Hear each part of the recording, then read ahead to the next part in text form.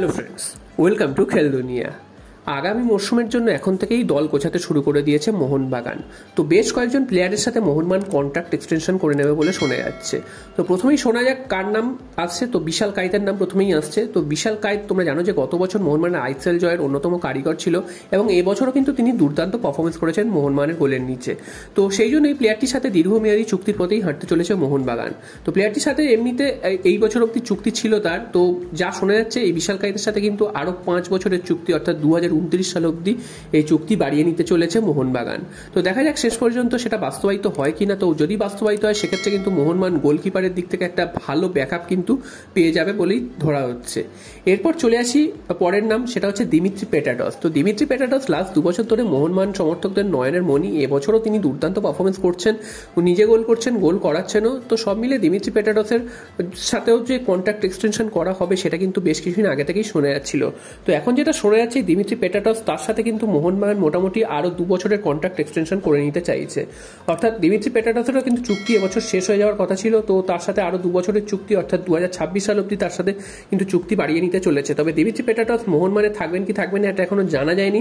তবে যেটুকু মনে করা হচ্ছে দিমিত্রি পেটাটস মোহনবাগানের সাথে কিন্তু অনেকটাই একাত্ম হয়ে গেছেন। তাই জন্য দিমিত্রি পেটাটস মোহনবাগানই কিন্তু থেকে যাবেন আগামী 2 মরশুম, যদি মোহনবাগানের অফারটা যদি মোহনবাগান ঠিকঠাক অফারটা করে থাকে। এরপর চলে আসি আরেকটা নাম, সেটা হচ্ছে জনি কাউকো। তো জনি কাউকো দীর্ঘদিন তিনি চোটের কারণে মাঠের বাইরে ছিলেন, তারপরেও কিন্তু মোহনবাগান তার উপর আস্থা হারায়নি এবং তার ফলশ্রুতি হিসাবে তাকে কিন্তু এই সেকেন্ড লেগে এসে আমরা তার খেলা দেখতে পাচ্ছি মোহনবাগান জার্সি গায়ে। তো এই প্লেয়ারটিও কিন্তু মোহনবাগানের জার্সি গায়ে নেমেই দুর্দান্ত পারফরমেন্স করেছেন এবং যতগুলো ম্যাচ খেলেছেন তিনি কিন্তু সব ম্যাচেই নজর কেড়েছেন। তিনি গোল করিয়েছেন এবং যেসব পাসগুলো তিনি করছেন সেগুলো কিন্তু অসাধারণ। তো সেই জন্য এই প্লেয়ারটির সাথেও মোহনবাগান কিন্তু আরও 1-2 বছরের চুক্তি বাড়িয়ে নিতে চলেছে। তো দেখা যাক শেষ পর্যন্ত এই প্লেয়ারটিকে ধরে রাখতে পারে কিনা। যদিও শোনা যাচ্ছিল যে জনি কাউকো হয়তো আর ইন্ডিয়াতে খেলবেন না, তবে শেষ পর্যন্ত কিন্তু মোহনবাগান ম্যানেজমেন্ট তাকে কিন্তু রাজি করিয়েছে ইন্ডিয়াতে খেলার জন্য। এখন যদি তাকে নেক্সট ইয়ারের জন্য যদি অফার করা হয় সেক্ষেত্রে হয়তো তিনি থেকেও যেতে পারেন। আর সবশেষে চলে আসি কিয়ান নাসিরি। তো কিয়ান নাসিরি এই প্লেয়ারটি থাকবেন কি থাকবেন না এটা নিয়ে কিন্তু একটা জল্পনা চলছিল। তবে এটা শোনা যাচ্ছে তিনি গেম টাইম প্রপার পাচ্ছেন না, সে কারণে তিনি হয়তো চলে যাবেন চেন্নাই এফসিতে। তো তেমনটাই কিন্তু এই মুহূর্তে শোনা যাচ্ছে। তো তিনি যদি চলেও যান সেক্ষেত্রেও কিন্তু মোহনবাগানের যে খুব একটা ক্ষতি হবে তা কিন্তু নয়, কারণ তিনি মোহনবাগানে এমন একটা পজিশনে খেলেন, সেই পজিশনে কিন্তু একাধিক প্লেয়ার রয়েছে এবং তিনি কিন্তু খেলার সুযোগও পাচ্ছিলেন না।